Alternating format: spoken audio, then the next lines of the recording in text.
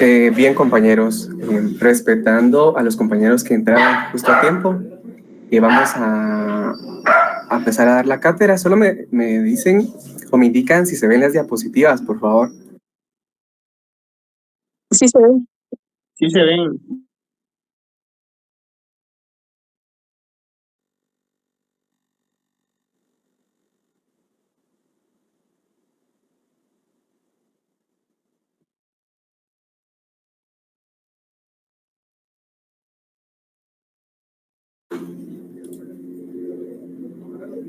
Bien, el día de hoy vamos a seguir repasando algunos principios que nos interesan a nosotros con relativo al derecho registral, ¿verdad?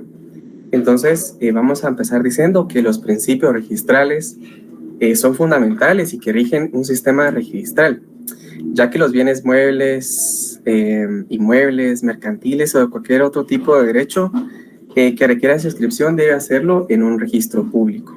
Entonces, estos principios son esenciales para asegurar la seguridad jurídica y la publicidad que ya habíamos visto con anterioridad, junto también con la eficacia de los actos de derechos inscritos. Entonces, vamos a ver que los principios registrales pues son muy importantes en este tema de derecho registral, pero que también se rigen con derechos generales del derecho. Entonces, vamos a poder aplicarlos tanto en materia registral como en materia civil, en materia penal, laboral, y etcétera, ¿verdad? Entonces, vamos a ir con la siguiente.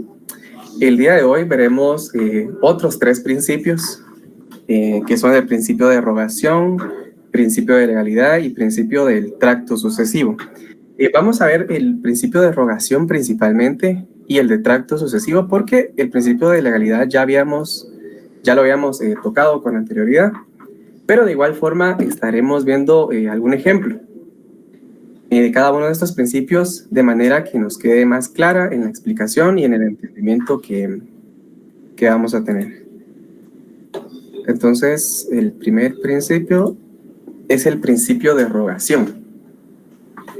Y acá en la diapositiva vemos una pequeña definición sobre lo que versa el principio de derogación. Y si bien podríamos definir el principio de derogación como el que establece que ningún acto o derecho puede ser inscrito de oficio por el registrador.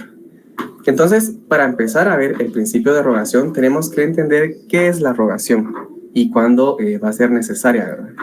Entonces, vamos a entender que por rogación es el requerimiento, el llamado o precisamente o llamados que hagan las partes a una autoridad. En este caso, las personas van a llamar al registrador de cualquier entidad para que se inscriba su derecho, su mueble o su obligación. Entonces, este principio de derogación, si lo vamos a usar de una forma análoga, a mí siempre me gusta comparar el derecho notarial con el derecho registral, porque precisamente el notario siempre es requerido por las partes, ya sea para que fraccione un instrumento público, un testimonio, un acta. El principio de derogación rige, porque las partes precisamente llaman al notario para que éste pueda hacer un acto jurídico, ¿verdad? Entonces, ¿qué nos da a entender esto?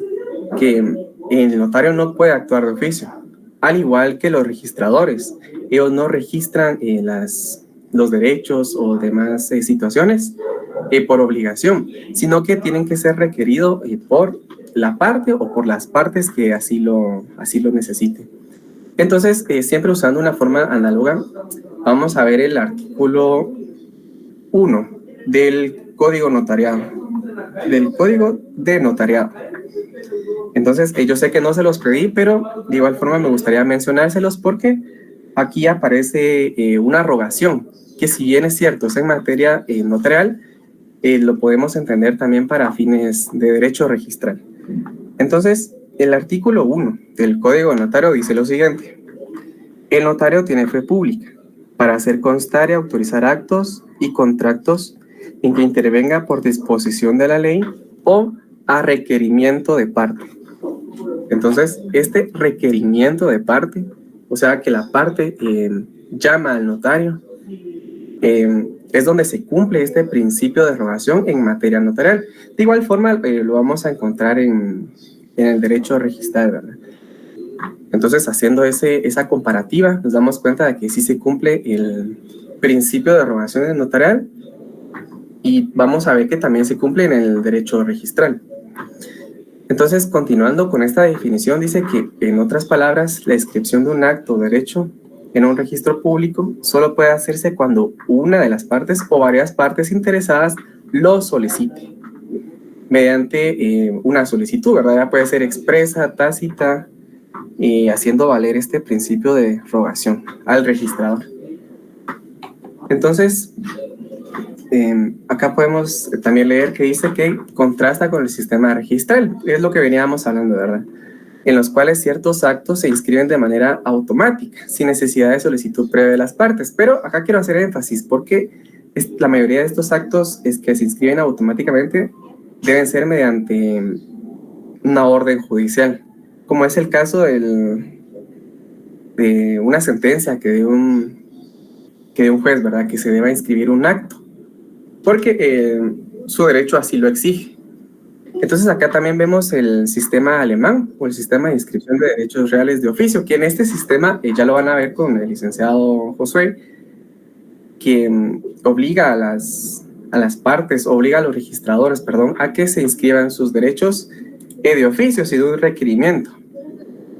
Entonces, en este principio de rogación, vamos a encontrar una de las funciones que son más importantes. Como por ejemplo, el control de los actos jurídicos. Esa sería una función del principio de rogación. ¿Qué quiere decir la función de control de los actos jurídicos?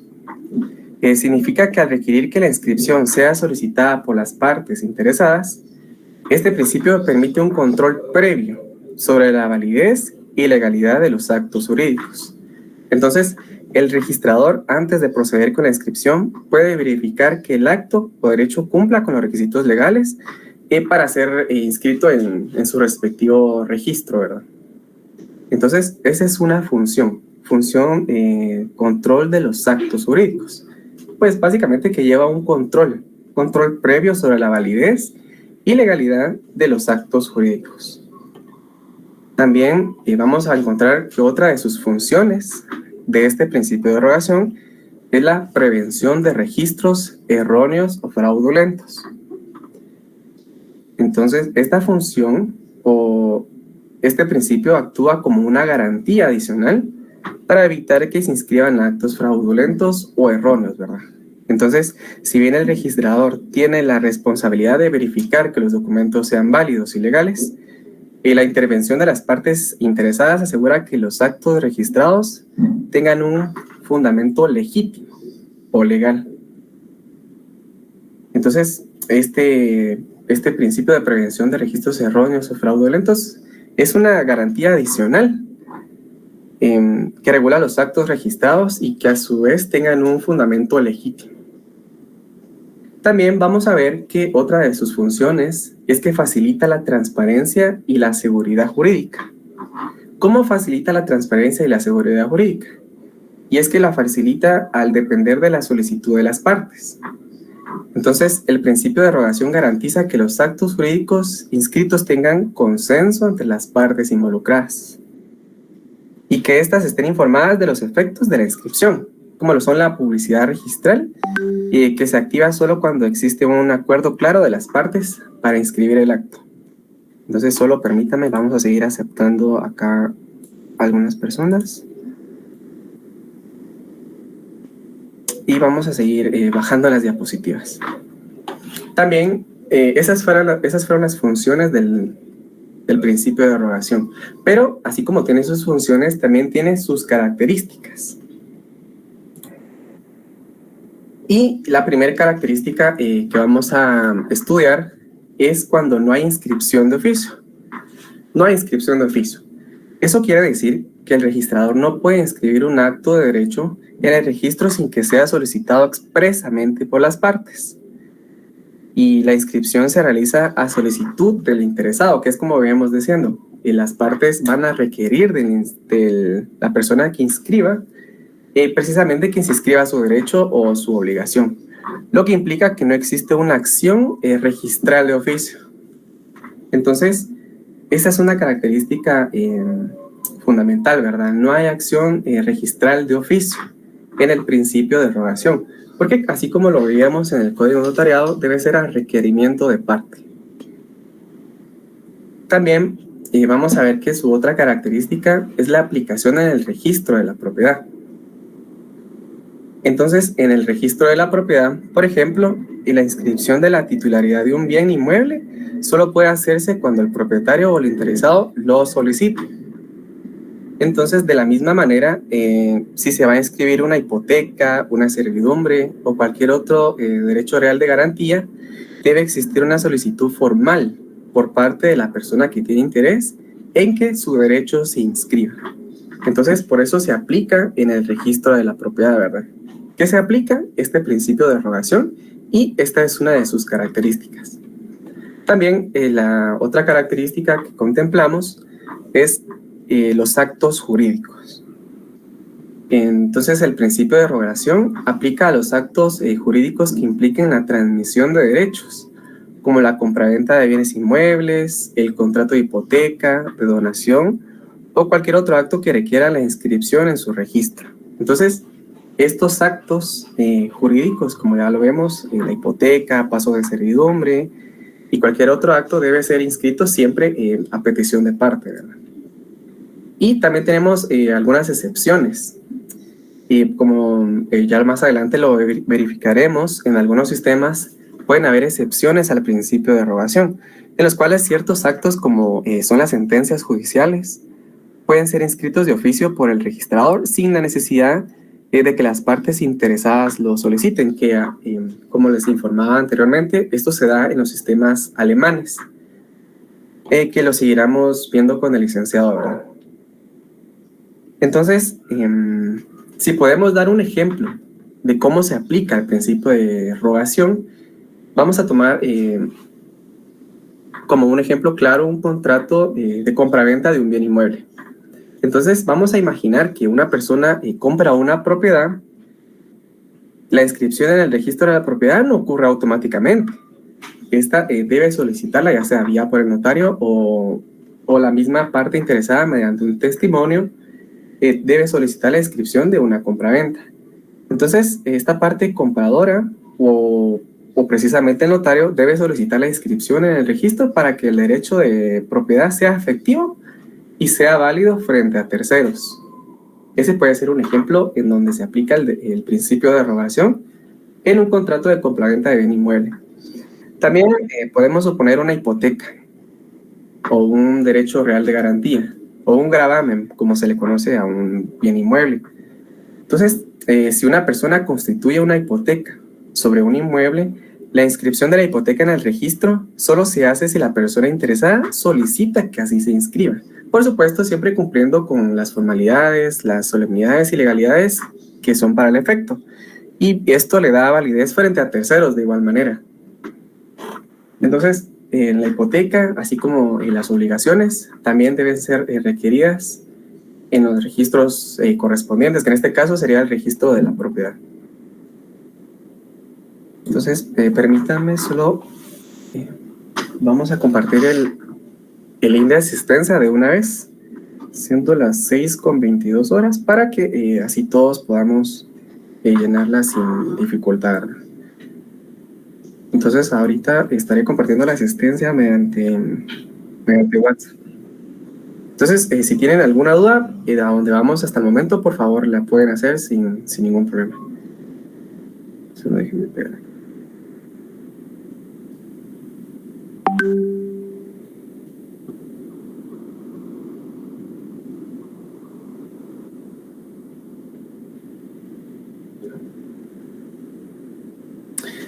Ya está publicada la asistencia, compañeros, para que ustedes la llenen vía WhatsApp. Entonces, pasemos a la siguiente diapositiva. Ventajas del principio de rogación. ¿Cuáles son esas ventajas o en qué nos beneficia que exista un principio de rogación tanto en la mayoría de derechos como el que nos interesa en el derecho registral? Y es que controla la validez de los actos. Y quiere decir que la solicitud por parte de las partes interesadas permite que el registrador realice un control sobre la validez de los actos jurídicos. Y como ya lo habíamos visto, ayuda a prevenir errores y fraudes. También vemos que existe protección de los derechos de los interesados. Y nos dice que las partes interesadas tienen el derecho de decidir si desean que su acto jurídico sea inscrito. Y esto les da la autonomía en cuanto a la gestión de sus derechos. Pero ya sabemos que si lo vamos a oponer a un tercero, entonces debe ser inscrito sí o sí el derecho o la obligación, ¿verdad? O los gravámenes. También vamos a ver que la claridad y seguridad jurídica. La regulación permite a las partes asegurarse de que sus derechos y actos estén registrados correctamente. Y también facilita que terceros puedan conocer la situación jurídica de los bienes o derechos que le interesen. Entonces, esas son las desventajas. Pero también vamos a ver que existen algunas desventajas del principio de regulación. ¿Cómo lo son?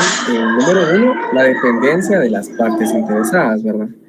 Y esto nos indica que el sistema puede generar demoras en la inscripción de los actos, ya que depende de que las partes interesadas presenten la solicitud.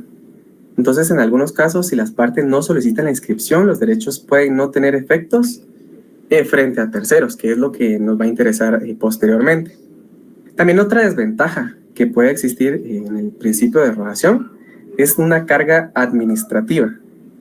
Esta carga administrativa nos indica que a veces el principio de rogación puede generar una carga administrativa adicional, ya que es necesario que las partes se encarguen de presentar un documento correspondiente y soliciten la inscripción en su registro. Y ya vemos que lo puede hacer la parte interesada o esta misma se la puede solicitar a un notario para que él verifique en los registros, ¿verdad? Y asimismo el notario se lo indica a su procurador y demás para que vayan a los registros y soliciten la inscripción del inmueble. Entonces, este sería el principio de rogación.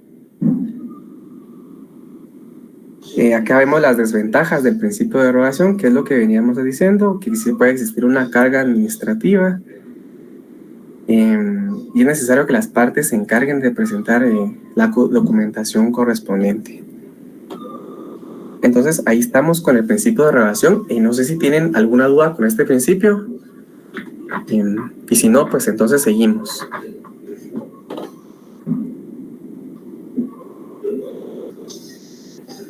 Bien, entonces a continuación estudiaremos el principio de legalidad, que este principio ya lo habíamos conocido en la anterior clase, por lo que vamos a ir muy someramente recordando y refrendando algunos aspectos que son importantes, ¿verdad? De igual forma, estaremos viendo algún ejemplo del principio de legalidad, cuándo es que se cumple, para que nos queden fijados los conocimientos y no solo vengamos a leer las diapositivas. Entonces, acá aparece una definición y es que establece que los actos y derechos que se inscriben en el registro deben ser conforme con las leyes aplicables. Esto quiere decir que debe llenar los requisitos esenciales y las formalidades. ¿Pero qué debe llevar esas formalidades? Vamos a suponer que un notario fracciona siempre un contrato de compra-venta de un bien inmueble. Entonces, el notario, atendiendo a las formalidades y solemnidades, se contempla el Código Notariado, que los vamos a encontrar en el artículo 29, debe fraccionar este instrumento público o esta escritura matriz. Y entonces, de esa manera, va a cumplir con el principio de legalidad. Y asimismo, cuando llegue al registro correspondiente, la persona que lo va a inscribir corrobore que efectivamente se cumplieron con todas las legalidades y formalidades de esta compraventa. Entonces acá vamos a ir brevemente porque ya lo habíamos conocido. Solo permítanme. Vamos a ver acá. También vamos a recordar un poco que el control de la validez de los actos jurídicos debe ser legal, porque garantiza que los actos sean válidos desde el punto de vista jurídico y que sean inscritos en su respectivo registro, ¿verdad? Entonces, si un acto no cumple con las disposiciones legales, no se inscribe, así de sencillo. Lo que impide que un acto legal adquiera efectos frente a terceros, porque si no se llegase a cumplir con el principio de legalidad en la inscripción de un documento, podemos ver que puede ser víctima de nulidad, falsedad y otro tipo de delitos, no solo para la persona que lo hace, sino para la persona que lo inscribe, lo recibe y lo inscribe. Entonces, este principio de legalidad evita fraudes y errores, porque ayuda a prevenir que se registren actos fraudulentos o incorrectos también. Entonces, el registrador debe asegurarse de que los documentos presentados cumplan con todos los requisitos legales antes de proceder con su debida inscripción. Entonces, también este principio de legalidad garantiza una seguridad jurídica, que ya la habíamos mencionado anteriormente, pero siempre es bueno que repasemos estos aspectos. Entonces, la legalidad de los actos inscritos asegura que las transacciones y derechos registrados sean confiables y legales. ¿Por qué? Porque protege a las personas que confían en la información contenida en el registro, ya que puede asegurar de que los derechos inscritos son válidos y conformes a la ley. Entonces vamos bajando a la diapositiva y aquí vemos algunas consecuencias de la violación del principio de legalidad. Eso lo permite. Y acá hablamos de la inseguridad jurídica. ¿Qué quiere decir la inseguridad jurídica? Quiere decir que la inscripción de los actos ilegales pueden generar confusión y conflictos legales en torno a la titularidad de los derechos. Las personas que confían en el registro público podrían verse afectados si los actos inscritos no son realmente válidos, que es lo que me íbamos diciendo. Este derecho registral garantiza una certeza y una seguridad jurídica. Entonces, ¿qué tipo de seguridad jurídica tenemos nosotros si se llegase a inscribir un documento que sea ilegal o que no cumpla con los principios y solemnidades que la ley establece? También otra consecuencia de la violación de este principio es la anulación de las inscripciones. Y acá la diapositiva nos indica que si se descubre que un acto inscrito en el registro es ilegal o no cumple con la ley, la inscripción puede ser anulada o ratificada. Y esto sin tomar en cuenta la persona que, en primer lugar, que legaliza un documento, que no cumpla con las legalidades. Y en segundo lugar, la persona que lo va a inscribir. Ya sabemos que existen sanciones para el notario, también existen sanciones para las personas que inscriben documentos que no cumplen con las formalidades.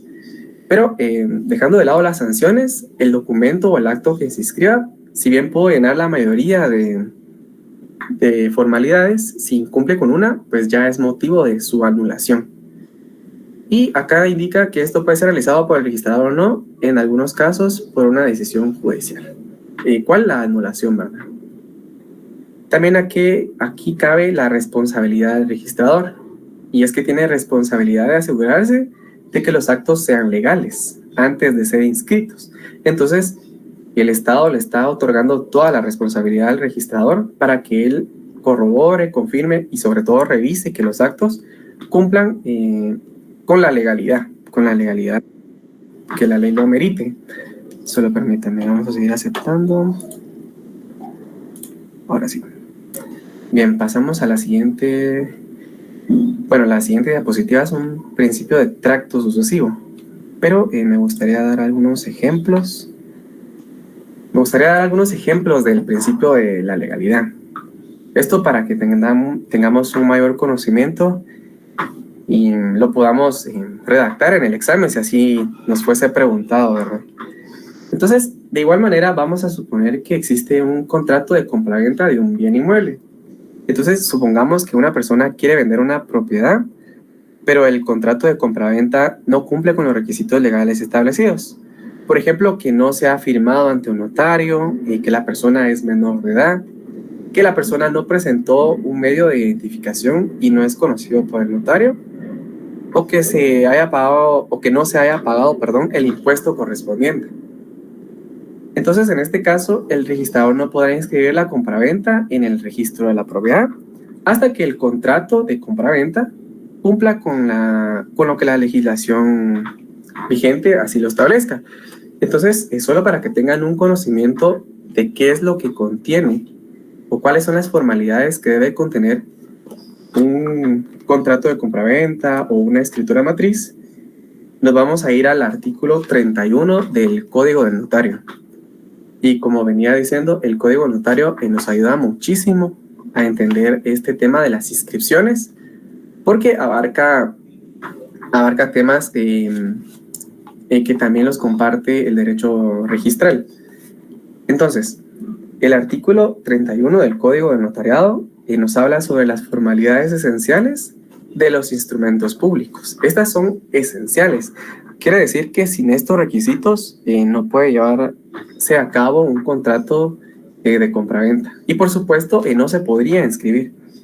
Entonces, solo por mencionarles y para que sea de su conocimiento, vamos a ver que las formalidades esenciales son, por ejemplo, el lugar y la fecha del otorgamiento, el nombre y apellido o apellidos de los otorgantes, razón de haber tenido a la vista los documentos que acreditan la representación legal suficiente de quien comparezca en nombre de otra persona.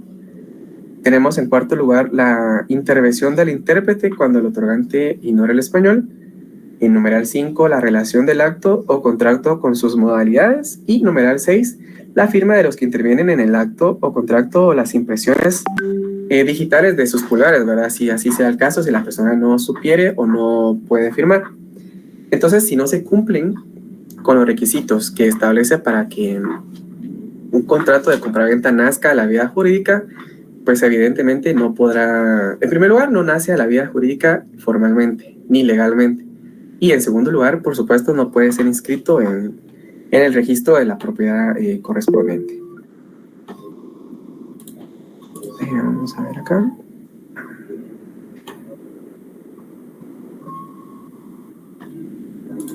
No sé si alguien levantó la mano.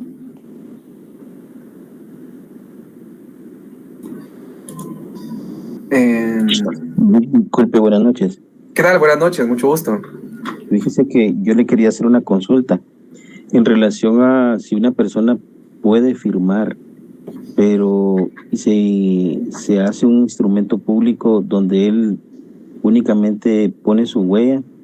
¿Eso el registro lo detecta como algo que es anómalo? Esa es mi duda. Disculpe. No, gracias por su duda y su comentario.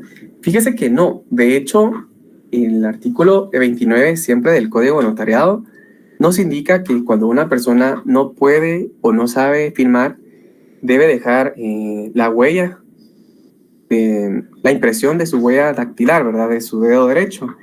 Y para el efecto de la firma lo hará una persona que va a firmar por esta persona a ruego.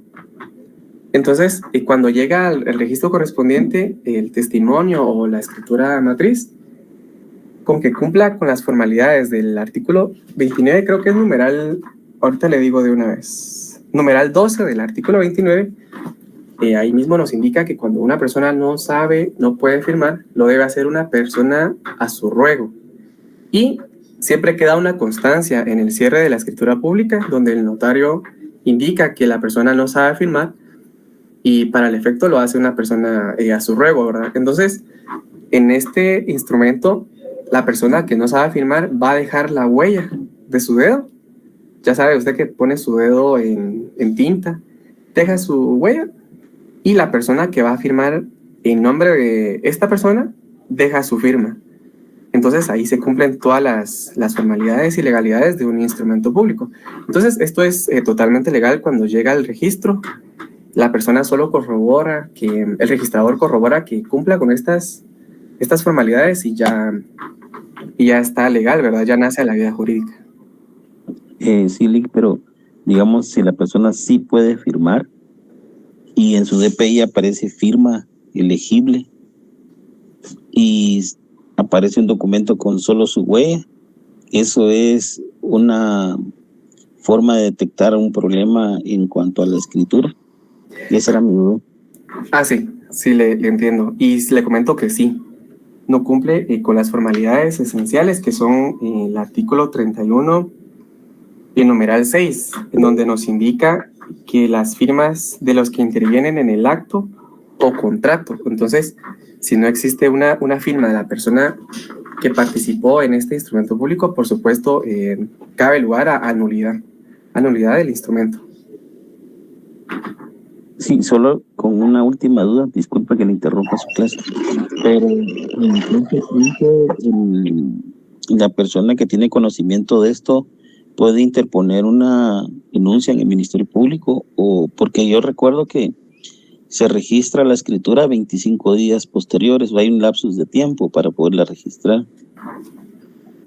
Entonces el notario tiene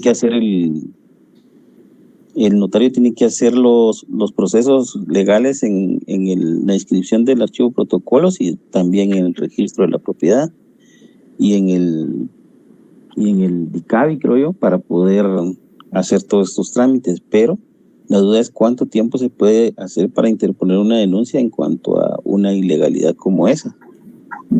Sí, le entiendo. Fíjese que el mismo Código de Notariado en el artículo 32 nos indica que la omisión de las formalidades esenciales en los instrumentos públicos da acción a la parte interesada para demandar su nulidad, y acá también nos indica el plazo, ¿verdad? Siempre que se ejercite dentro del término de 4 años, contados desde la fecha de su otorgamiento. Entonces, la persona que esté interesada en darle nulidad a este instrumento público, acá mismo nos da el término de 4 años, ¿verdad?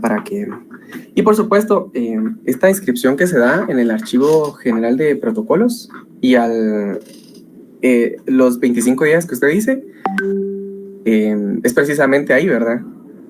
La inscripción debe hacerse en el Registro General de Protocolos dentro de los 25 días. Sin embargo, para inscribirlo en alguna otra entidad, no hay tiempo. O sea, no nos da un plazo la ley para llegar a inscribirlo, por ejemplo, en el registro de la propiedad. Entonces, pero sí, regresando a su pregunta, son 4 años para que la persona pueda interponer nulidad del instrumento. Y esto sería en el registro, en el juzgado civil, ¿verdad? Sí, exactamente, juzgado civil. Juzgado de primera instancia civil, en donde puede presentar su demanda. Buenas noches, disculpen, solo quería apoyar un poco al compañero, no sé si podría. Eli, no sé si se puede. Adelante, compañeros, con toda confianza. Aquí resolvemos dudas y aprendemos todos al mismo tiempo. Bueno, es que cuando él solicitó acerca de lo de la denuncia, recordemos que en el Código Penal y en el Código Procesal Penal establece cuánto es el tiempo de prescripción para la denuncia. Lo que puedes hacer es iniciar la anulabilidad o nulidad de la inscripción, primeramente del instrumento público, y solicitar que sea nulo la inscripción en el registro de la propiedad. Por eso hay que saber, hay que diferenciar mucho lo que es anulabilidad y nulidad. Entonces ya después, cuando se vaya a dictar sentencia, en tus peticiones solicitar que se certifique lo conducente para que se lleve la vía procesal correspondiente, que en este caso ya iniciaría el Ministerio Público. Si se nota que es una anomalía con intención y con el hecho de perjudicarte, ya inician un proceso, ya sea por estafa o por lo de las firmas, ¿verdad? Que si no estoy mal es falsedad ideológica y falsedad material también. Y eso sería por lo del registro, porque como preguntó eso, entonces para arreglar un poquito ahí. Gracias. Exactamente, muchas gracias ahí también por la aclaración. Y efectivamente, cabe responsabilidad del notario y ya se procede lo conducente de falsedad ideológica y falsedad material, ¿verdad?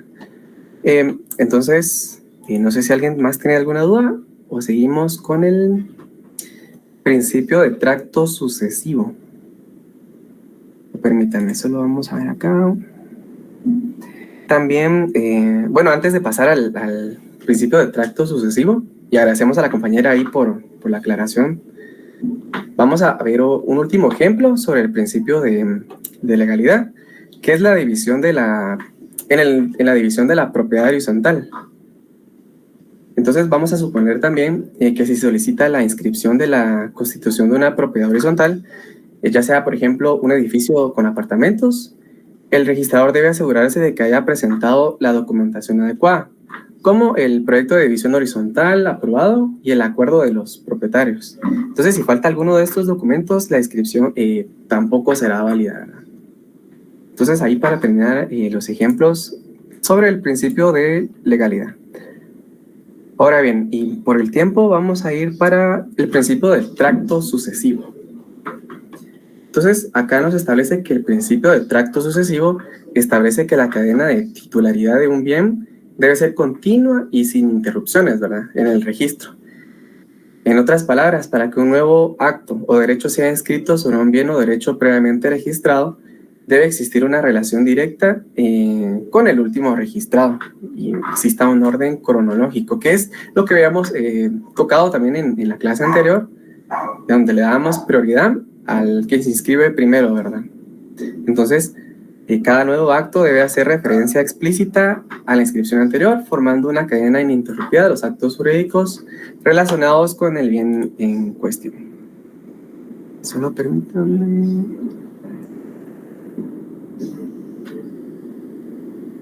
Entonces, este principio de tracto sucesivo es uno de los principios fundamentales que también se rigen dentro de los sistemas registrales, especialmente en los registros de la propiedad, ¿verdad? Porque este principio asegura la continuidad en la cadena de titularidad de los bienes inmuebles y otros derechos inscritos, y con ello garantiza que todos los actos o derechos relacionados con un bien esté debidamente registrado y reflejen su evolución a lo largo del tiempo. Entonces, este principio está destinado a asegurar la seguridad jurídica y la certeza respecto a la titularidad de los bienes. Entonces, acá está la definición de lo que es el principio del tracto sucesivo. Vamos con la siguiente diapositiva. Y acá hay algunos efectos sobre este principio, ¿verdad?, donde nos indica que los efectos del principio del tracto sucesivo son cruciales para garantizar la seguridad jurídica en el ámbito de los registros públicos. Algunos de los efectos más importantes, pues, son estos. En primer lugar, tenemos que garantiza la continuidad de la titularidad. Y se refiere a que el principio asegura que cada nuevo acto o derecho registrado sobre un bien o derecho inmueble esté estrechamente vinculado con la inscripción del anterior. ¿Para qué? Para que garantice que la cadena de titularidad sea clara y no existan lagunas o interrupciones que puedan generar conflictos sobre la propiedad o derechos asociados al mismo, ¿verdad?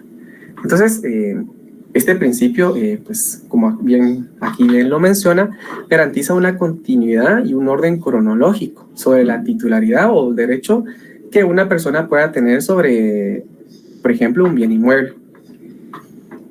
Entonces acá creo que no hay mayor misterio, es eso, ¿verdad? Garantiza la inscripción en primer lugar y garantiza la continuidad del derecho que posee una persona. Y no solo el derecho, sino que también la obligación. También vamos a ver que existe una protección de terceros. Y a través del principio del tracto sucesivo, los terceros pueden consultar el registro y obtener información fiable sobre la evolución de la titularidad de un bien o derecho. Y con esto protege los derechos de las personas que actúan de buena fe al realizar transacciones sobre bienes registrados. Entonces, también acá tenemos dos cuestiones que garantizan el principio de tracto sucesivo. También, si lo podemos ver de un tercero título o subtítulo de esto, podemos ver que existe la imposibilidad de inscribir actos contradictorios, porque no se puede inscribir un acto contradictorio con respecto a las inscripciones previas, si no se ha corregido o anulado la inscripción del anterior.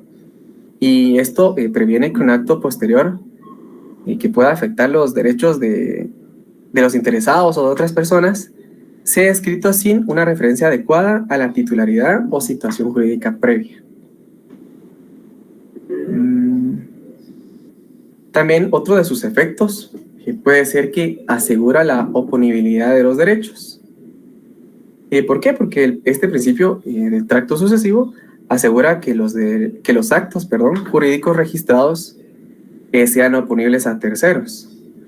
solo se sigue en la cadena continua de inscripciones o registros que contenga el registro respectivo. Entonces, ¿esto qué significa? Significa que un nuevo propietario o titular solo será reconocido si cumple con los requisitos legales de inscripción. Es decir, que no puede interferir en los derechos y en el orden cronológico de otra persona, ¿verdad? Sin que sea anulado antes o se haya hecho un cambio en el registro correspondiente. Entonces, en este principio me gustaría también mencionar que existen algunas excepciones al principio de tracto sucesivo. Y es lo que nosotros conocemos como el tracto abreviado. Entonces, si pudiéramos dar una definición sobre qué es un tracto abreviado, podemos decir que es una excepción a este principio, obviamente. ¿Por qué? Porque permite una inscripción más flexible en ciertos casos en los que no esté estrictamente necesario seguir la cadena completa de inscripciones previas. Entonces, este procedimiento está diseñado para situaciones excepcionales y se utiliza generalmente en casos donde la documentación completa de la cadena de titularidad no es fácilmente accesible, o también en situaciones que justifiquen una inscripción más ágil. Un ejemplo de esto puede ser, como ya lo indicaba, mediante una orden judicial, ¿verdad?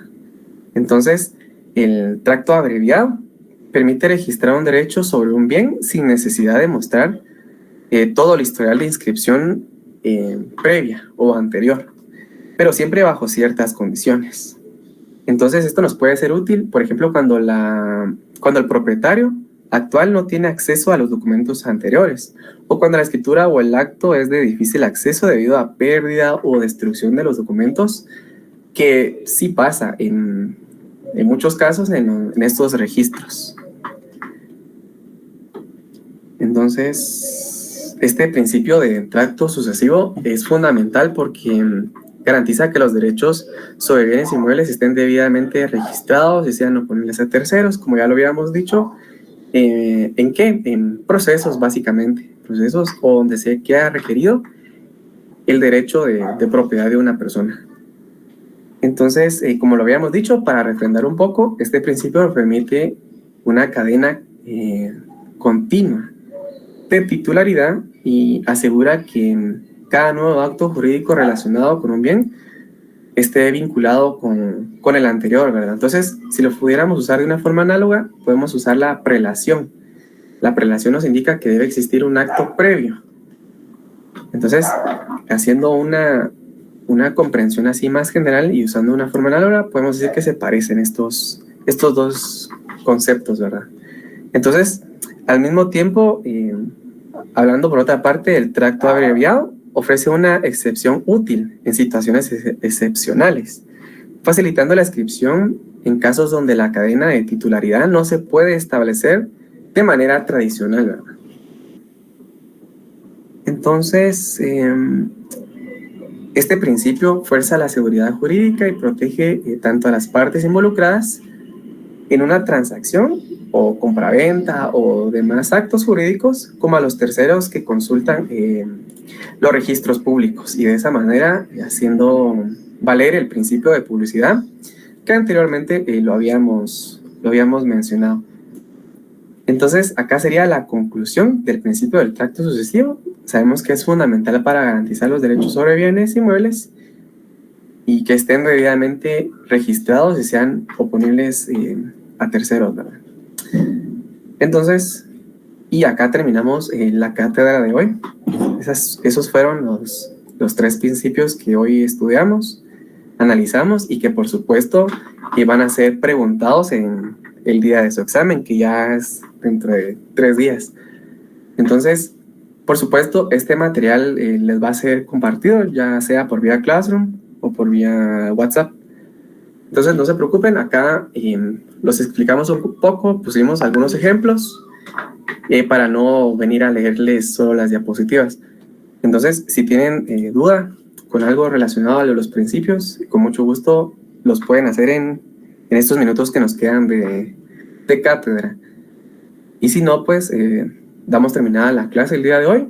Por supuesto, les recuerdo la asistencia, por favor, porque en coordinación nos piden que ustedes tengan por lo menos 3 inasistencias, pero esas inasistencias deben ser justificadas. ¿Y para qué les van a servir las asistencias? En primer lugar, porque valen 20 puntos en el puntaje general del curso. Y en segundo lugar, porque si no tienen las asistencias no podrán examinarse al examen final. Entonces, si tienen alguna duda o cuestión que no puedan asistir a la cátedra, me lo pueden llegar a hacer saber, siempre con su justificación de preferencia, para que los vayamos añadiendo a la lista que nos mandan nuestras autoridades, ¿verdad? Y con fines de fiscalización y demás. Ahora, yo tengo una duda. ¿Alguien grabó la clase el día de hoy? Perdonen.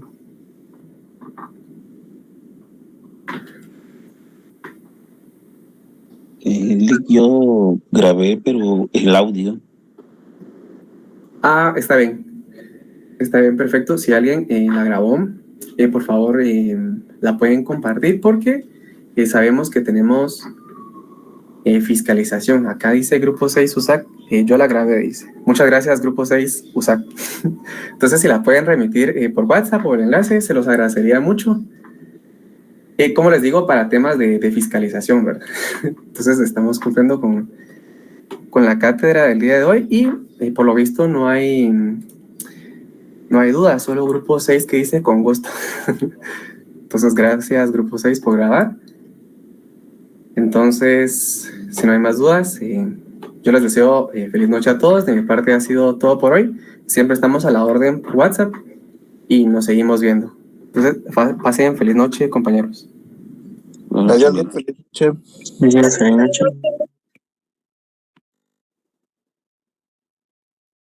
Feliz noche.